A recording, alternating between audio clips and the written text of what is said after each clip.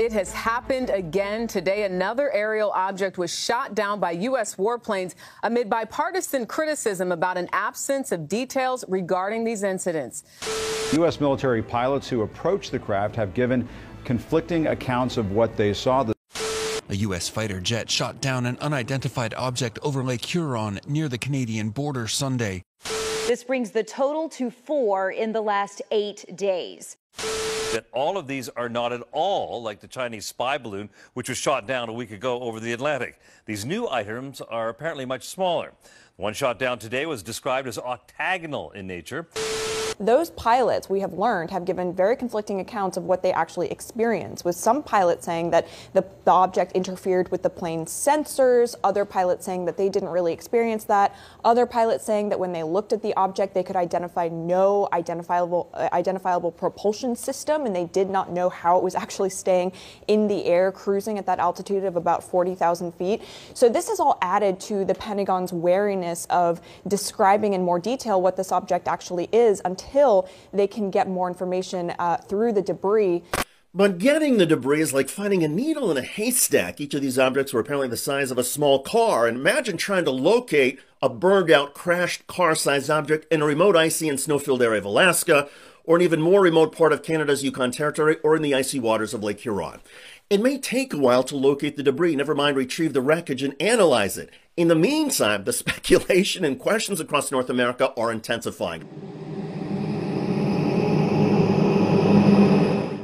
Are we at the start of an alien UFO invasion? Well, here's what jumps out to me based on my experience years ago covering the Department of Defense and the U.S. military. According to Pentagon officials, the 3 objects shot down over Alaska, the Yukon, and Lake Huron were slow and traveling at wind speed. Fighter jets, even when slowed down, would still travel about 100 miles per hour faster. So it's understandable if pilots passing by cannot get a clear glimpse of an object the size of a small car, and that would explain the difficulty in identifying whatever these things have been. Secondly, because the objects were so small, tracking them on radar is challenging. The Pentagon has acknowledged as much, and that explains the Department of Defense statements about seeing the objects over Montana, then not seeing them and seeing them again. Also, unlike the China balloon, which was flying at a much higher altitude, these latest objects were at the same altitude as commercial jetliners and most air traffic, so they posed a more imminent safety threat. And that prompted the decision to shoot them down. The likelihood of collateral damage to people or buildings on the ground was also less than the China balloon because the devices were smaller than the China balloon, which was about 200 feet long and the size of 3 buses. Finally, the surveillance threat from the China balloon got neutralized by the United States military, which jammed the balloon's spying systems once it crossed into U.S. airspace. Well, what about the sudden appearance of so many UFOs? Well, NORAD says it adjusted, it recalibrated its radar effort after the China balloon to look for more of these types of objects. And the Department of Defense notes there are countless research atmospheric, privately owned communication balloons now showing up on NORAD radar. Most of them emit a radar identifying signal. But when something does not, either because of a malfunction or because it comes from a foreign country, the Biden administration has decided to decommission these objects. In other words, shoot them down. To be clear, I am a firm believer in UFOs and extraterrestrial life, and I'm convinced that our planet has already been visited by beings from another galaxy. But the events of the past week, in my view, are not that.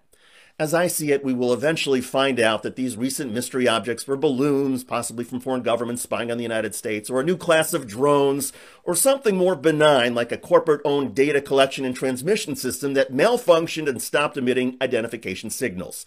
Sadly, we are not about to get a big revelation about ETs.